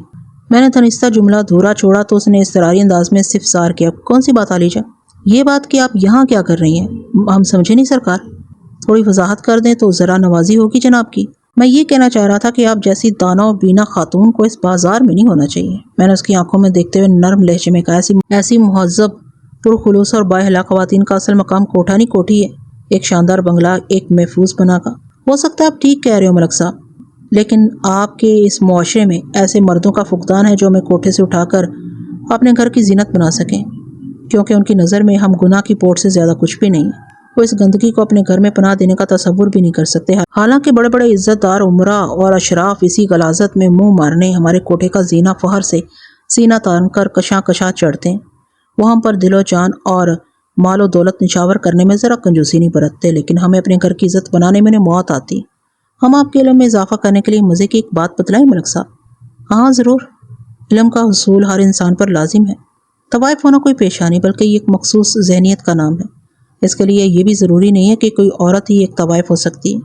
वो मेरे चेहरे पर निगाह जमाकर नहायत ही कड़वे लहजे में बोली, जब कोई औरत दौलत के हुसूल की खातिर अपना जिस्म फरोख्त करती है तो तबका इशराफिया उसे तवाइफ और पता नहीं कौन कौन से गलीज अलकाबात से नवाज देता है, लेकिन जब कोई मर्द दौलत के हुसूल की खातिर अपना ज़मीर फरोख्त कर देता है तो किसी की उंगली उस तवाइफ मर्द की जानिब नहीं उठती। क्या मर्दों की निगाह में इंसान का ज़मीर उनके जिस्म से कहीं ज़्यादा गया गुजरा और बेवकूफ़ होता है, जिसकी फरोख्त पर कोई कदगन है, ना किसी किस्म की लानत मलामत और ना ही पछतावा? एक बात और मलक साहब, हर गाने बजाने और नाचने वाली औरत जिस्म फरोश नहीं होती। एक रक्कासा और एक तवाइफ में बहुत बड़ा फ़र्क होता है सरकार। कौन सा फ़र्क? बेसख्ता मेरे मुंह से निकला। वही फ़र्क जो आपकी बीवी और घर में काम करने वाली नौकरानी में होता है। ज़हरा बाई ने सरसराती हुई आवाज़ में जवाब दिया। नौकरानी आपके बेड पर शीट ज़रूर बिछाती है, मगर उस बिस्तर पर वो आपके साथ सोती नहीं है। यह हक सिर्फ आपकी बीवी को हासिल है। हमारी रक्कासाएँ भी अपने नाजो अंदाज और नाच गाने से तमाशबीनों का दिल ज़रूर बहलाती हैं, मगर उनके बिस्तर की जीनत नहीं बनती। अल्लाह ये कि उनकी नात उतराई की रस्म ना हो जाए। मैं ज़हरा बाई के कोठे पर घरेलू और बाजारी औरतों के तकाबली जायजे के लिए नहीं आया था, जो उनके नकायस और हुनर के झैल में कोई मुजादला या मुबाहिसा करने के लिए कमर बस्ता हो जाता। लिहाजा मैंने इस नाजुक और हसास मौजू को यकसुर हैराबाद कहते हुए अपने मतलब का सवाल किया। ज़हरा जी, आप लोगों के मसाइल पर हम फिर कभी बात करेंगे खुलकर। फिलहाल आप मुझे ये बताएं कि मकतूल चौधरी गुज़िश्ता रात कितने बजे आपके कोठे से रवाना हुआ था? ठीक 2 बजे रात जनाब अली, उसने जवाब दिया। आपने लफ्ज़ ठीक पर बहुत ज़्यादा जोर दिया। मैंने उसके चेहरे पर निगाह जमा कर कहा, जिससे यही ज़ाहिर होता है कि आपने उसके जाते वक़्त घड़ी पर नज़र डाली थी। जी ऐसी बात है, वो सर को उस बाती जुम्बश देती हुई बोली।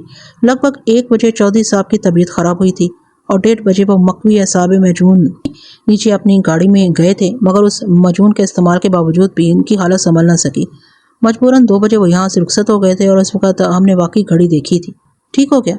ज़हरा जी, आपसे आखिरी सवाल, मैंने लम्हे भर को रुक कर अपनी बात मुकम्मल करते हुए पूछा।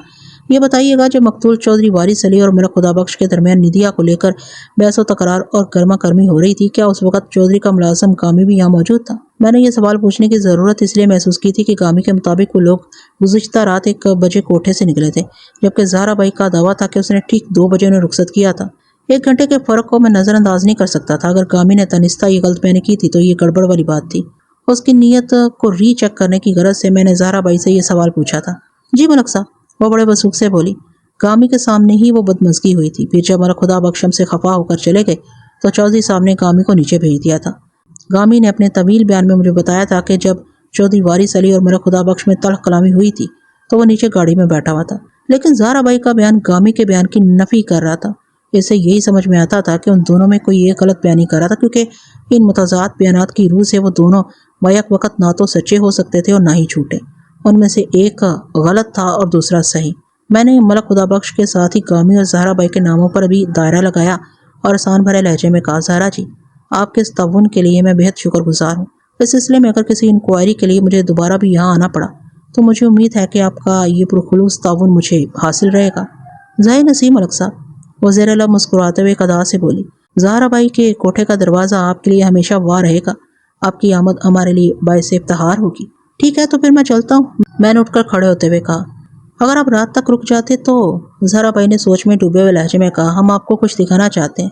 آپ کا اشارہ ندیا کے مجرے کی طرف ہے یا پھر اس کی رسم نعت اترائی کے سلسلے میں ہونے والی نیلامی کی جانب؟ میں نے جذبات سے عاری لہجے میں استفسار کیا۔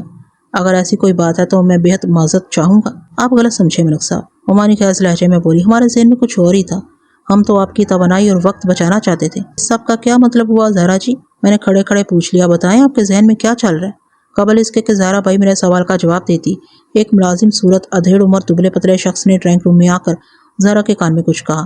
زہرا نے اس بات میں قدر ہلانے کے بعد مجھ سے کہا، سرکار تشریف رکھیں، ہم ابھی آتے ہیں۔ اپنی بات کے اختتام پر وہ صوفے سے اٹھ کر کھڑی ہو گئی، پھر تیز قدموں سے چلتے ہوئے وہ اپنے ملازم کے ساتھ وہاں سے چلی گئی۔ یہ سب کچھ اب اچانک ہی ہو گیا تھا۔ ملازم کی خسر پسر میں کوئی خاص بات ضرور موجود تھی۔ میں نے زہرا بائی کے چہرے پر کئی رنگ ایک ساتھ ڈوبتے اور ابھرتے دیکھے تھے۔ یوں محسوس ہوتا تھا اس کوٹھے پر کوئی ایمرجنسی ہو گئی ہو۔ بہرحال میں دوبارہ صوفے پر بیٹھ گیا۔ زہرا بائی کی واپسی لگ بھگ 5 منٹ کے بعد ہوئی۔ اس نے آتے ہی مجھے مخاطب کرتے ہوئے لچاجت بھرے مگر شائستہ انداز میں کہا، ملک صاحب، اگر آپ جانا چاہتے ہیں تو بصدر شوق تشریف لے جا سکتے ہیں۔ افسوس کہ ہم جس مقصد سے آپ کو یہاں پر رکنے کو کہہ رہے تھے وہ فوت ہو چکا ہے۔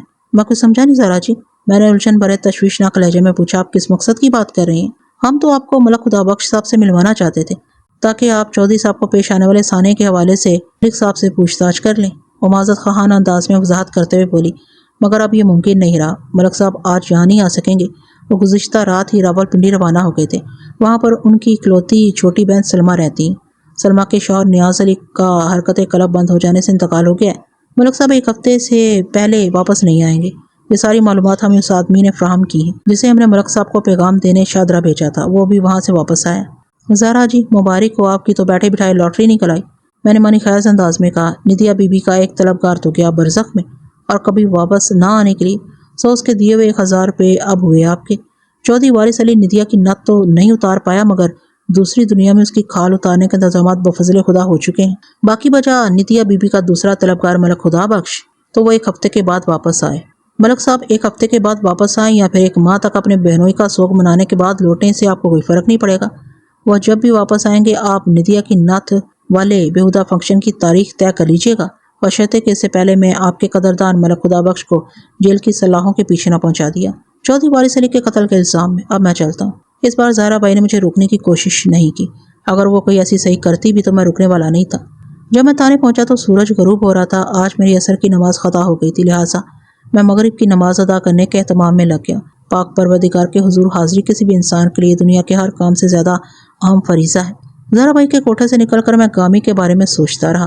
زہرا کے بیان کے تناظر میں گامی کے کئی ایک جھوٹ مجھ پر عیاں ہو چکے تھے۔ اس دروغ گوئی کے اسباب اور مقاصد تک رسائی حاصل کرنا بھی باقی تھا، تاہم گامی کی ذات میری نظر میں ناقابل اعتبار ٹھہر چکی تھی۔ میں نماز سے فارغ ہوا تو حوالدار اور ASI نے مجھے گھیر لیا۔ جب ہم نے ایک دوسرے کو اپنی اپنی کارکردگی کے بارے میں بتایا تو ملک خدا بخش سے زیادہ مقتول چودھری کا ڈرائیور گامی ہماری فوری توجہ کا مرکز بن چکا تھا۔ مجھے تو اس پر صرف شک ہی ہوا تھا، لیکن ASI فضل دین نے کوجی جاجی کی ماہرانہ کاوش کی تفصیل جب بیان کی تو گامی پوری طرح شک کے دائرے کے اندر اپنی مستقل جگہ بنا چکا تھا۔ کوجی اعجاز حسین عرف جاجی کی رپورٹ کے مطابق گامی کی سنائی ہوئی 4 ڈھاٹا پوش حملہ کی کہانی جھوٹ کے پلندے کے سوا کچھ بھی نہیں تھا۔ جائے وقوع پر اور اس کے گردہ نواح میں ایسے 4 مرد اور ایک عورت کے قدموں کا کھرا کہیں نہیں ملا تھا۔ اگر وہ پانچوں اڑنا جانتے تھے تو انہوں نے اس مذموم کارروائی کے دوران میں ایک قدم بھی زمین پر نہیں رکھا تو الگ بات ہے، لیکن یہ اس لیے بھی ناممکن تھا کہ گامی کے بیان کی روشنی میں 2 ڈھاٹا پوش افراد نے چودھری وارث علی کو قابو کرنے کے بعد ایک تیز دھار خنجر کی مدد سے اس کی شہ رگ کاٹ ڈالی تھی، جبکہ باقی 2 ڈھاٹا پوش افراد نے گامی کو جکڑ کر کلوروفارم میں بسے ہوئے رومال کی مدد سے کرانٹا غسیل کر دیا تھا۔ علاوہ ازیں وہ حسین و جمیل عورت بھی گامی نے سڑک کے عین وسط میں پڑی دیکھی تھی، اور گامی نے بے ہوشی کی حالت میں خود کو گھسیٹ کر مقتول چودھری کے نزدیک ڈالنے کی جو بات کی تھی اس میں ذرا سی بھی صداقت نہیں تھی۔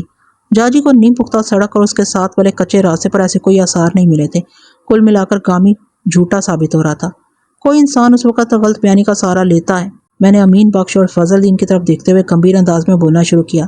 جب وہ کسی سنگین جرم کی منصوبہ بندی کر چکا ہو اور اس کی کوشش ہو کہ کوئی اس کے ارادے بھانپ نہ پائے یا اس نے وہ سنگین جرم انجام دے ڈالا ہو، اس کی خواہش ہو کہ کسی کو اس کے کالے کرتوت کی خبر نہ ہو سکے، یا وہ کسی کو نقصان پہنچانے کا فیصلہ کر چکا ہو، یا پھر وہ کسی غلط راستے سے کوئی بڑا فائدہ حاصل کرنے کی تگودو میں مصروف ہو۔ اور آخری قسم جھوٹ بولنے والوں کی یہ ہے کہ وہ محض تفریح اور مذاق کے لیے اس طرح کی حرکتیں کرنے کے عادی ہوتے ہیں۔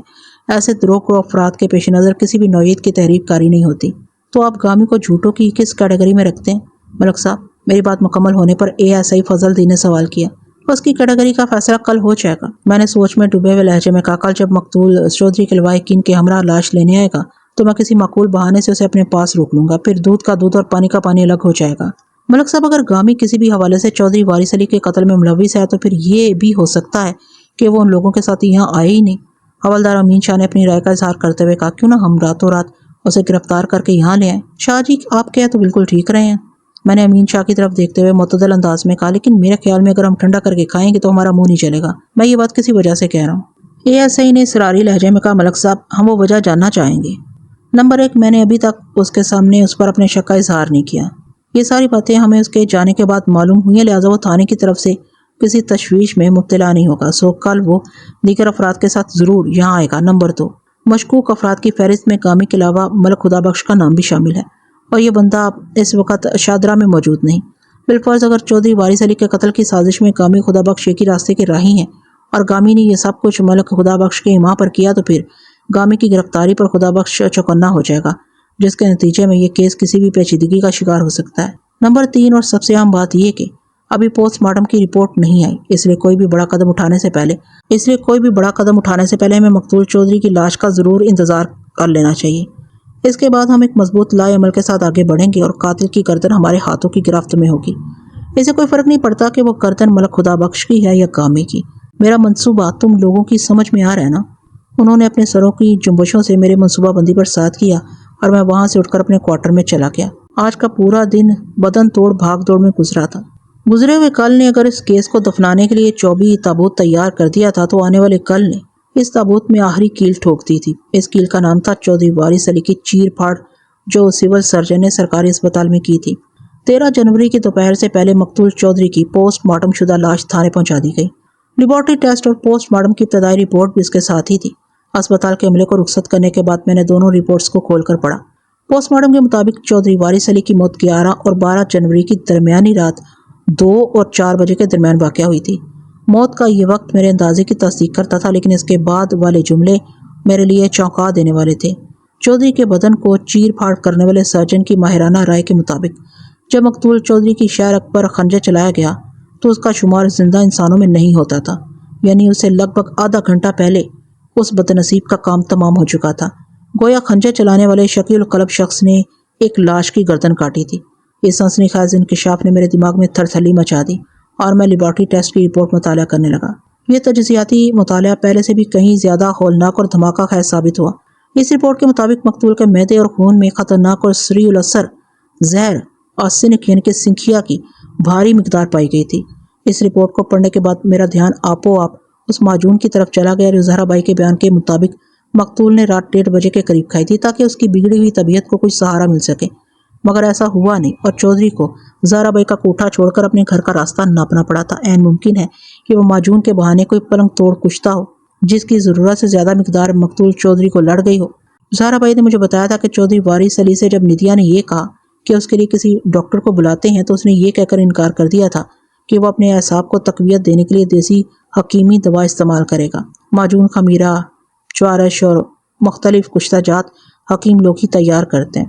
پوسٹ مارٹم اور باقی تمام طبی مینوفیکچرنگ تو مفید، کارآمد اور صحت بخش ہیں، لیکن کشتہ جات کے حوالے سے میری رائے ہمیشہ مخالفت میں رہی ہے، کیونکہ یہ مختلف قسم کے زہریلے نباتات، جمادات اور معدنیات کو ایک مخصوص عمل سے گزارنے کے بعد تیار کیے جاتے ہیں، جیسا کہ دھتورا، کچلا، پارا اور سنکھیا وغیرہ کو مار کر ان سے بنائے جانے والے کشتہ جات۔ پوسٹ مارٹم اور لیبارٹری ٹیسٹ رپورٹس نے گامی کو میری نگاہ میں اکیوزڈ باکس یعنی کہ ملزموں والے کٹہرے میں لا کھڑا کیا تھا۔ میں اس امکان کو ہرگز نظر انداز نہیں کر سکتا تھا کہ گامی ہی نے چودھری وارث علی کی معجون میں مضر صحت اور جان لیوا سنکھیا ملایا ہوگا۔ قلعہ شیخو پورہ سے ایک ویگن بھر کر کم و بیش 1 درجن افراد مقتول چودھری وارث علی کی لاش لینے تھانے پہنچے تھے۔ اس بڑے سائز کی ویگن کے ساتھ ہی نیلی ٹویوٹا کرونا بھی آئی تھی۔ اس کار میں مقتول کا سوتیلا بیٹا چودھری بلال احمد المعروف چھوٹا چودھری اپنے ڈرائیور گامی کے ساتھ آیا تھا۔ گامی کو دیکھ کر مجھے دلی اطمینان حاصل ہوا کیونکہ میں در حقیقت اسی کی راہ دیکھ رہا تھا۔ چودھری بلال احمد کی عمر 25 کے آس پاس رہی ہوگی۔ وہ ایک دراز قامت اور گھٹے ہوئے بدن کا مالک گبرو جوان تھا، تاہم اس وقت چودھری کا چہرہ غم و اندوہ کی آماج کا بنا ہوا تھا۔ چودھری وارث علی کی لمناک موت نے اسے مرقع حزن و ملال بنا دیا تھا۔ میں نے مناسب الفاظ میں سانحے پر گہرے رنج و افسوس کا اظہار کیا تو اس نے افسردہ نظر سے مجھے دیکھتے ہوئے کہا، تھانے دار صاحب، جو ہونا تھا وہ ہو چکا اور گزرے ہوئے وقت کو کوئی واپس نہیں لا سکتا، لیکن ایک کام آپ کے اختیار میں ہے اور میں چاہتا ہوں کہ وہ کام آپ جلد از جلد کر ڈالیں۔ کون سا کام چودھری صاحب؟ میں پوچھے بنا نہ رہ سکا۔ بڑے چودھری صاحب کی موت کے ذمہ دار افراد کو عبرتناک سزا دلوانا یہ آپ کے فرائض منصبی کا حصہ بھی ہے۔ میں آپ کی بات سے اتفاق کرتا ہوں چودھری صاحب، اور مجھے میرے محکمہ جاتی فرائض و اختیارات کا بھی بخوبی انداز ہے۔ میں نے چودھری بلال کے چہرے پر نگاہ جما کر ٹھوس انداز میں کہا، آپ کی طرح میری بھی یہی خواہش ہے کہ اس واقعے کے ذمہ دار افراد کو قرار واقعی سزا ملے، اور میں آپ کو یقین دلاتا ہوں کہ یہ نیک کام 2 سے 3 دن میں ہو جائے گا۔ 2 سے 3 دن میں؟ اس نے میرے کہے ہوئے الفاظ کو بے یقینی سے دہرانے کے بعد سوالیہ نظر سے میری طرف دیکھا۔ جی چودھری صاحب، میں نے پر اعتماد لہجے میں جواب دیا، میں اتنی ہی تیزی سے کام کرتا ہوں جناب۔ آج گرفتاری، کل ملزم عدالت میں اور پرسوں عدالت سے سیدھا جیل میں۔ اپنی کارکردگی کی یہ پھرتی میں نے محض چھوٹے چودھری کا رد عمل دیکھنے کے لیے بیان کی تھی۔ وہ چند لمحات تک کھوجتی ہوئی نظر سے مجھے تکتا رہا، پھر ایک گہری سانس خارج کرتے ہوئے بولا، اس کا تو یہ مطلب ہوا کہ آپ نے بڑے چودھری صاحب کے قاتلوں کو ڈھونڈ نکالا اور بس اب ان پر ہاتھ ڈالنا باقی رہ گئے۔ میں ٹھیک کہہ رہا ہوں نا؟ صرف ٹھیک ہی نہیں بلکہ بہت ہی ٹھیک چودھری صاحب، میں نے سپاڑ آواز میں کہا، لیکن اس سلسلے میں مجھے آپ کے تعاون کی ضرورت ہوگی۔ میں ہر قسم کے تعاون کے لیے تیار ہوں، آپ حکم کریں جناب۔ میں چاہتا ہوں آپ ایک دن کے لیے اپنے ڈرائیور گامی کو میرے پاس چھوڑ جائیں۔ وہ کس لیے؟ وہ بدکے ہوئے لہجے میں مستفسر ہوا۔ میں ایک دن کے لیے گامی کو اپنی ٹیم میں شامل کرنا چاہتا ہوں۔ وہ محتاط الفاظ میں مستفسر ہوا، اسے کیا ہوگا؟ میں کل کا پورا دن اس کیس پر مغز کھپایا۔ میں نے اپنے سوچے سمجھے منصوبے کو بائستگی آگے بڑھاتے ہوئے جواب دیا، اسی سلسلے میں زہرا بائی کے کوٹھے پر بھی کافی وقت گزار کر آیا ہوں۔ زہرا بائی نے مجھے چودھری صاحب کے چند دشمنوں کے بارے میں بتایا۔ مجھے شک نہیں بلکہ پکا یقین ہے کہ انہی لوگوں نے یا ان میں سے کسی ایک دو نے چودھری صاحب کا تعاقب کیا تھا اور انہیں میرے تھانے سے تھوڑے فاصلے پر گھات لگا کر شکار کیا۔ اس تمام عرصے میں گامی چونکہ چودھری صاحب کے ساتھ تھا، اس لیے میں نے ذرا دیر کو رک کر چھوٹے چودھری کے چہرے کے تاثرات کا جائزہ لیا، پھر ان الفاظ میں اپنی بات مکمل کر دی۔ اس لیے مجھے امید ہے کہ گامی ان لوگوں کو شناخت کرنے میں میری مدد کرے گا۔ اس طرح میں اپنے مشن کو پایہ تکمیل تک پہنچانے میں کامیاب ہو جاؤں گا۔ اس وقت میرے اور چودھری بلال کے سوا اس کمرے میں اور کوئی بندہ بشر موجود نہیں تھا۔ میری سنائی ہوئی کہانی چھوٹے چودھری کی سمجھ میں اچھے سے بیٹھ گئی۔ اس نے فراق دلی کا مظاہرہ کرتے ہوئے معتدل انداز میں کہا، تھانے دار صاحب، آپ ایک دن نہیں ایک ہفتے کے لیے گامی کو اپنے پاس رکھ لیں۔ میں تو بس یہ چاہتا ہوں کہ چودھری صاحب کے قاتل جلد از جلد کیفر کردار کو پہنچ جائیں۔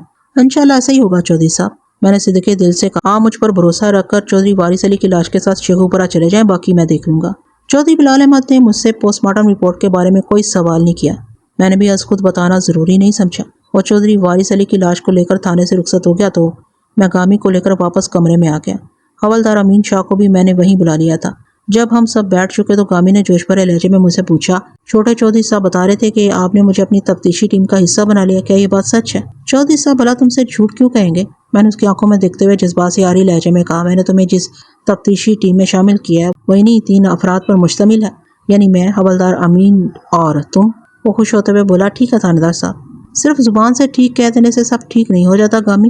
میں نے معنی خیز انداز میں کہا، اسے اپنے عمل سے بھی ٹھیک ثابت کرنا پڑتا ہے۔ وہ ہونکوں کی مانند گردن ہلاتے ہوئے بولا، جی بالکل، تو میں اپنی تفتیش کا آغاز تم سے کرتا ہوں۔ میں نے خشک لہجے میں کہا، میں تم سے چند آسان سوالات کروں گا، تم نے پوری ایمانداری سے ان کا درست جواب دینا ہے۔ اگر تم اس امتحان میں کامیاب ہو گئے تو میں تمہیں 100 روپے انعام میں دوں گا، لیکن اگر تم نے مجھ سے بھرپور تعاون نہیں کیا تو تفتیش کے دوسرے مرحلے سے تمہیں حوالدار گزارے گا۔ اور یہ بات ذہن میں رکھنا کہ امین شاہ زبان سے نہیں، ہاتھ پاؤں سے بات کرتا ہے۔ بولو منظور ہے یا نہیں؟ گامی نے الجھن زدہ سراسیمہ نظر سے مجھے دیکھا اور ہر درجہ پریشانی سے بولا، تھانے دار صاحب، آپ کی بات میری سمجھ میں نہیں آئی۔ مطلب یہ کہ تم زبان کی نہیں ہاتھ پاؤں کی سمجھتے ہو؟ میں نے تیز نظر سے اسے گھورا سخت لہجے میں کہا، اور تم یہ چاہتے ہو کہ تمہیں براہ راست امین شاہ کے حوالے کر دیا جائے، ہیں؟ یہی بات ہے نا؟ وہ سمجھ گیا کہ میں نے اسے پھنسا لیا ہے۔ نہیں سرکار، اس نے لجاجت بھرے لہجے میں کہا، آپ مجھ سے جو بھی پوچھیں گے میں اس کا سیدھا اور کھرا جواب دوں گا۔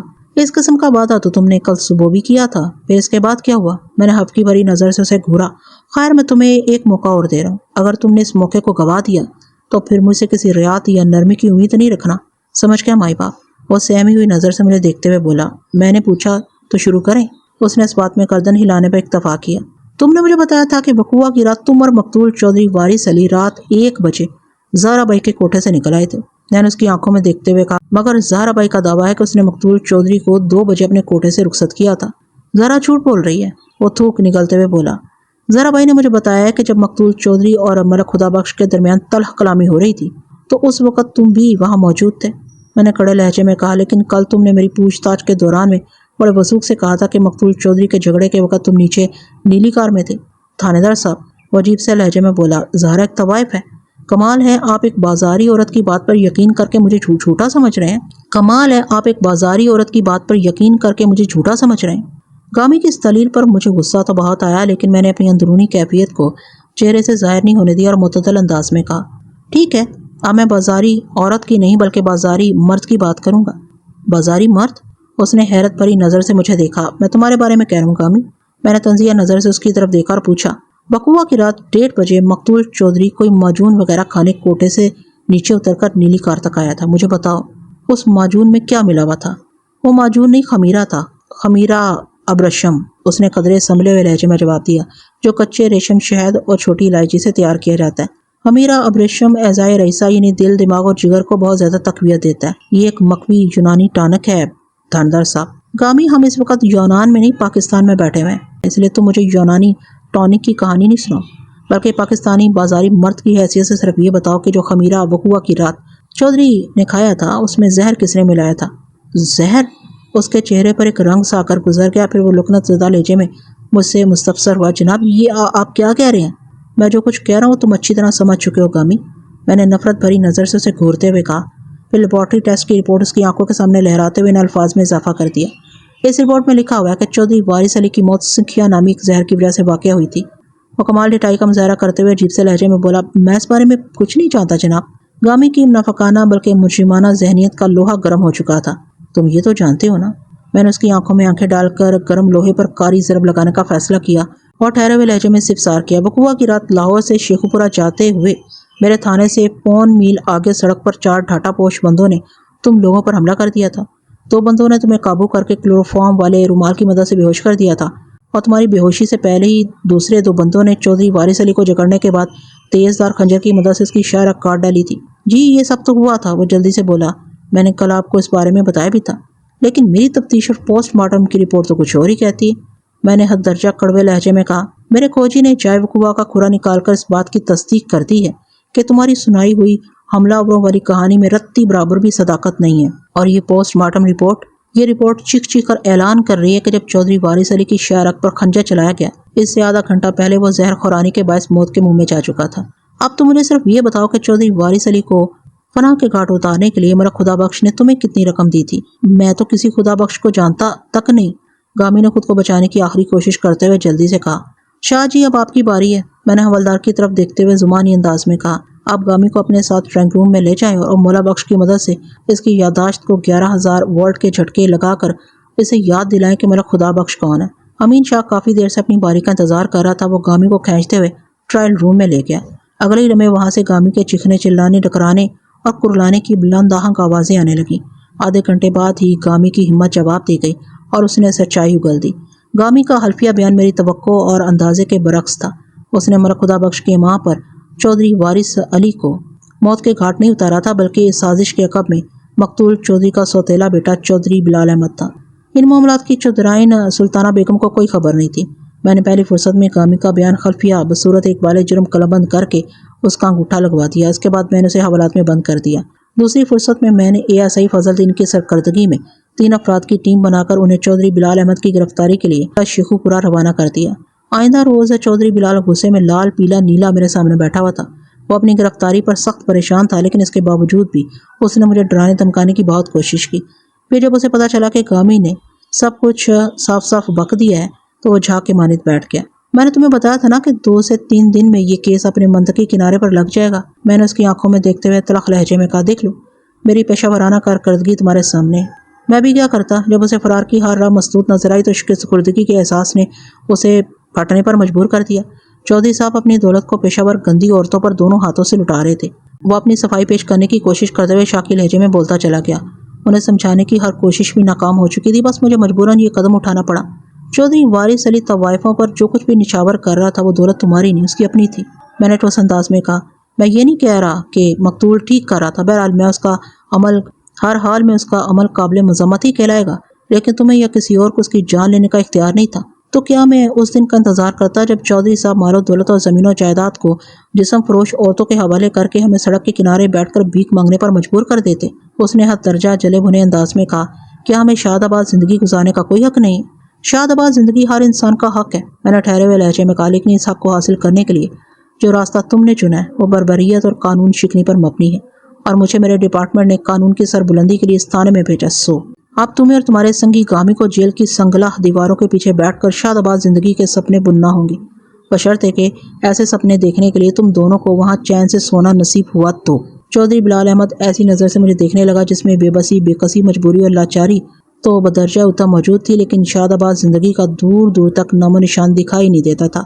नाजरीन, उम्मीद करती हूँ कहानी आपको अच्छी लगी होगी। प्लीज़ लाइक ज़रूर कीजिएगा। मुझे इजाज़त दीजिए ऐसी किसी अच्छी सी कहानी तक के लिए। अल्लाह हाफिज़।